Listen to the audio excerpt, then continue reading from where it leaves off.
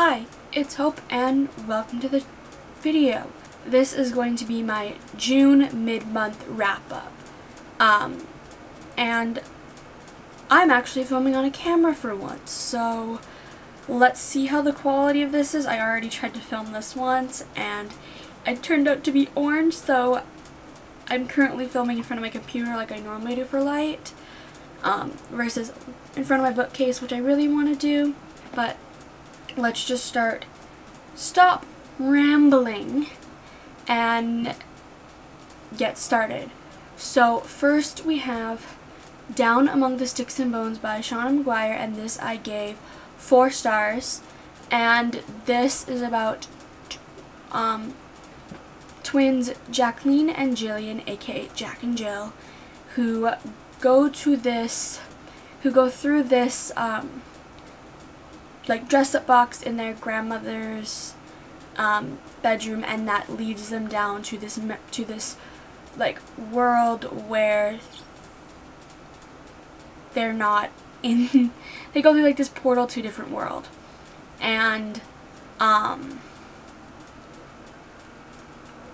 they end up being split up. Jack goes to a kind of like a doctor alchemist type person, and the other one goes to kind of like a lord, I guess is the easiest way to describe it. And it's really just the story of them being there. This is a really quick story. It's like 187 pages, I believe. So it was just a quick read. I don't really have much to say about it, except I liked it because this is a sequel to Every Heart a Doorway, which shows them after they leave after they leave the place that they went to. That was a bad explanation. But next we have Neverwake by Amy Plum, and this is the sequel to Dreamfall. And in Dreamfall, we follow 7 teens who all have insomnia, who go through this. They go to this medical facility for this trial on this new new way to get rid of insomnia, and that goes awry, and they end up in this like place that they nicknamed the Dreamfall, which is where all of their consciousness go into one, and they go into each other's nightmares and all that. And this is the sequel, so I can't really explain much, but this I gave 4.5 stars. I really enjoyed it. I'm not much for horror, but if I could find a horror novels similar to this, I will definitely read them. Next we have Felix Ever After by Kacen Callender, and this follows a boy named Felix Love who is transgender, and this story starts, I guess, when someone at his like summer program thing shows pictures of him pre-transition and of his dead name. And this is, I guess, the story of Felix trying to figure out who posted his dead name, and he thinks he knows who it is, so he catfishes that person to try and like catfishes them for information to blackmail them, but slowly starts to maybe fall for that person. And this is just a story about finding yourself, because throughout this entire story, Felix is dealing with what exactly is his gender identity, as well as just overall dealing with friendship and trusting people and all that. So, don't know, I gave this a 5-star. I love this. I feel like it would definitely help people who are transgender out, or people who are questioning. I feel like this would be a good book for that. Next we have Sorcery of the Blood by Alice G. Holmes. Yes, and this is a kind of like novella. I guess it would be considered like almost like a novella story because it's only a little over 200 pages. And this we follow Kingston and Martin, who are vampire hunters in the city of Phoenix. And when Kingston ends up getting turned into a vampire, that changes both their perspectives on vampires, and they have to work with these other vampires to defeat this vampire. This easy way to describe it is this homophobic vampire who is just like, if you're not straight, white, or a vampire, get the fuck out of the city or I'll kill you type thing. And it was a good book. I gave it 3.5 stars, but it felt way too short, and the characters of Kingston and Martin just seemed so immature because they're meant to be like in their like late 20s, yet they feel like they're like 16. So that is what made it go down. It was a decent read if you want a quick fun like vampire read, and this is this author's debut novel, so it's decent for a debut. Next we have The Gentleman's Guide to Vice and Virtue by Mackenzie Lee, and this story follows Monty in the 1700s on this trip through Europe with his sister Felicity and his best friend Percy, who he is also in love with. And this is meant to be a trip, kind of like the last trip before he's meant to settle down and kind of start getting ready to take over his father's like estate, business company. I don't remember exactly what it was. Like, it was just estate, business company, whatever. And on this trip, Monty wants to be just a trip full of like drinking and hookups and all that through Europe, but that's not what it is because his father sends this person with them to kind of keep them in check. And obviously, Monty being Monty, he just decides to do something that gets them into a lot of trouble. And that's where it starts, and they end up having to go through Europe trying to fix Monty's mistake, I guess. And this I gave 4 stars. I did like it, but there's a few things that I was just like, really, was that a smart idea? But this does deal with what racism's like in the 1700s, because Percy is, I can't remember if he's entirely black or just like part black. So, and then also it deals with how some different health issues are dealt with in the 1700s. But it is a really good book. Next we have Saga Volume 2 by Brian K. Vaughan, and this is obviously the continuation, so I can't really explain much, but the first book follows these 2 people on the opposite sides of a galactic war. They fall in love, they end up coming together, falling in love, and having a baby, and starts off with them starting to be hunted by different people, and this is a continuation. They're being hunted by different people. People are trying to find them, capture them, and all that. Can't really explain much more, but this I gave 4 stars. I love the first one more, but this one was still really good. And it's just like a sci-fi adult graphic novel series, so can't really say much more.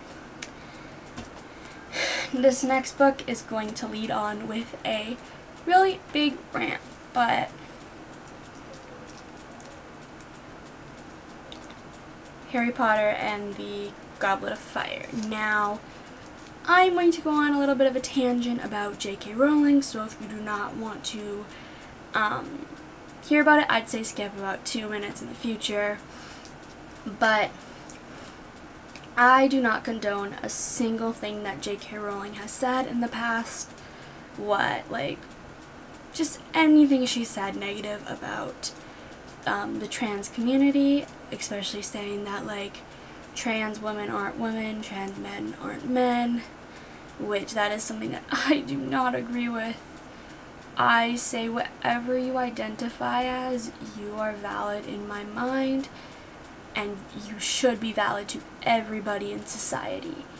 I'm trying not to get emotional about this, but with the Harry Potter series and J.K. Rowling, I do not plan on buying any official merchandise or anything that supports her. I already have 4 of the books.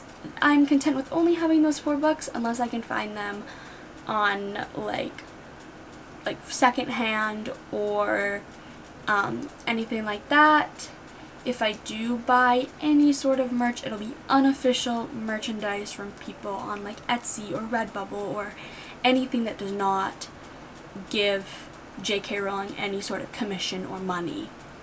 I know a lot of people are completely like dropping the series and all that, but I love the books for what they are.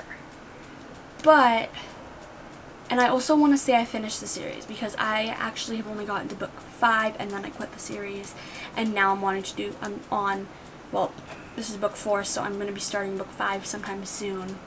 So, all that.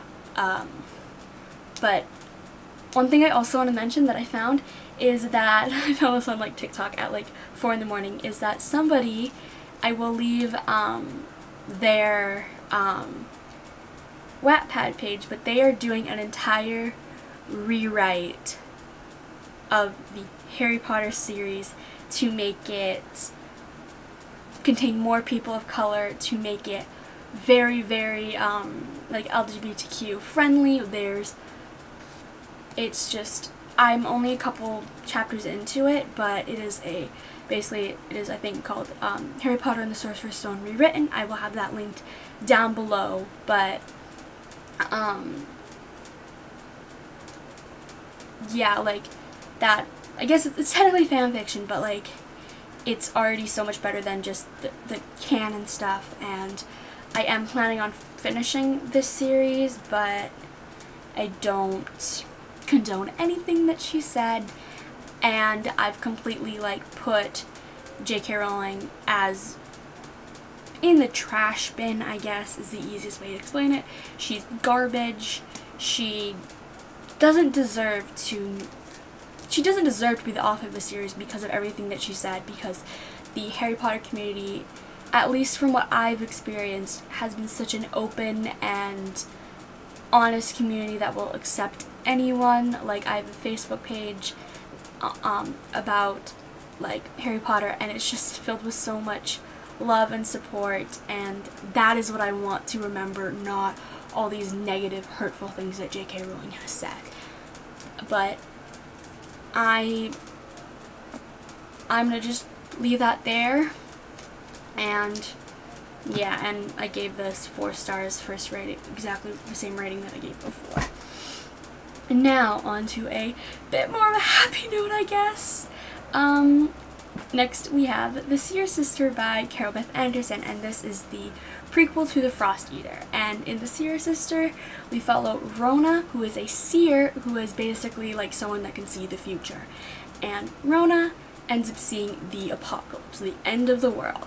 And this is the story of Rona, her sister Ellen, and Ellen's boyfriend Tret trying to stop the end of the world and all that. And I can make a little, this might be a spoiler, it's not really a spoiler technically, but obviously they fail. But it is good to see how the world ends, because that ties into the Frost Eater, which I'm going to talk about in a few seconds. But I loved seeing this like really cool